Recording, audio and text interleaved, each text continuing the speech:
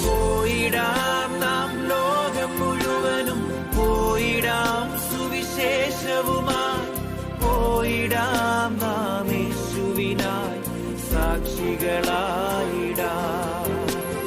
പോയിടാം നാം. उत्पत्ति ग्रंथ से पाठ अध्याय 8। परंतु ईश्वर को नूह और उसके साथ पोत के सभी जंगली जानवरों और सब पशुओं का ध्यान रहा। ईश्वर ने पृथ्वी पर हवा बहाई और पानी घटने लगा। अब अगाध गर्त के स्तोत्र और आकाश के द्वार बंद हो गए थे और आकाश से होने वाली वर्षा रुक गई थी। तब पृथ्वी पर धीरे धीरे पानी कम होने लगा।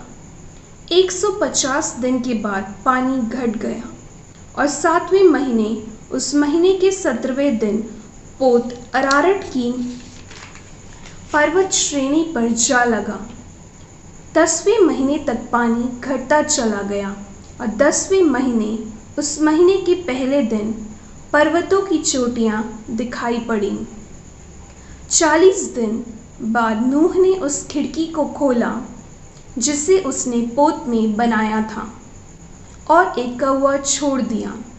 वह कौवा तब तक आता जाता रहा जब तक पृथ्वी पर का पानी नहीं सूख गया। 7 दिन तक प्रतीक्षा करने के बाद नूह ने पोत में से एक कपोत को छोड़ दिया जिससे यह पता चले कि पृथ्वी पर का पानी घटा या नहीं। कपोत को कहीं भी पैर रखने की जगह नहीं मिली और वह नूह के पास पोत पर लौट आया क्योंकि समस्त पृथ्वी तल पर पानी था। नूह ने हाथ बढ़ाया और उसे पकड़कर पोत के अंदर अपने पास रख लिया। उसने 7 दिन तक प्रतीक्षा करने के बाद कपोत को फिर पोत के बाहर छोड़ दिया। शाम को कपोत उसके पास लौटा और उसकी चोंच में जैतून की हरी पत्ती थी। इससे नूह को पता चला कि पानी पृथ्वी तल पर घट गया है। उसने फिर 7 दिन प्रतीक्षा करने के बाद कपोत को छोड़ दिया और इस बार वह उसके पास नहीं लौटा। इस प्रकार नूह के जीवन के 600 पहले वर्ष के पहले महीने के पहले दिन पानी पृथ्वी तल पर सूख गया। नूह ने पोत की छत हटाई और पोत के बाहर दृष्टि दौड़ाई। पृथ्वी तल सूख गया था। दूसरे महीने उस महीने के 27वें दिन पृथ्वी सूख गई। तब ईश्वर ने नूह से कहा, अब तुम अपनी पत्नी, अपने पुत्रों और अपने पुत्रों की पत्नियों के साथ पोत से बाहर आओ। प्रत्येक प्राणी को, पशुओं, पक्षियों और पृथ्वी पर रेंगने वाली सभी जंतुओं को बाहर ले आओ। वे पृथ्वी पर फैल जाएं, फलें, फूलें और पृथ्वी पर अपनी अपनी जाति की संख्या बढ़ाएं।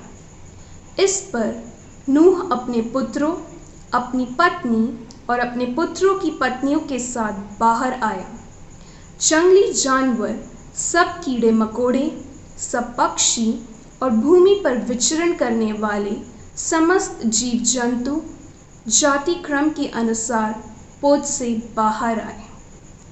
नूह ने प्रभु के लिए एक वेदी बनाई और हर प्रकार के शुद्ध पशुओं और पक्षियों में से कुछ कुछ चुनकर वेदी पर उनका होम चढ़ाया।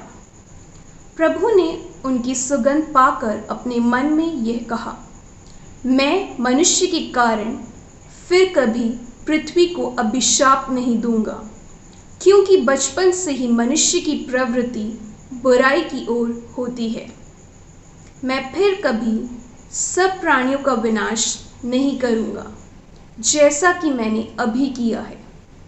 जब तक पृथ्वी बनी रहेगी तब तक बुआई और फसल, जाड़ा और गर्मी, ग्रीष्म और हेमंत, दिन और रात इन सब का अंत नहीं होगा।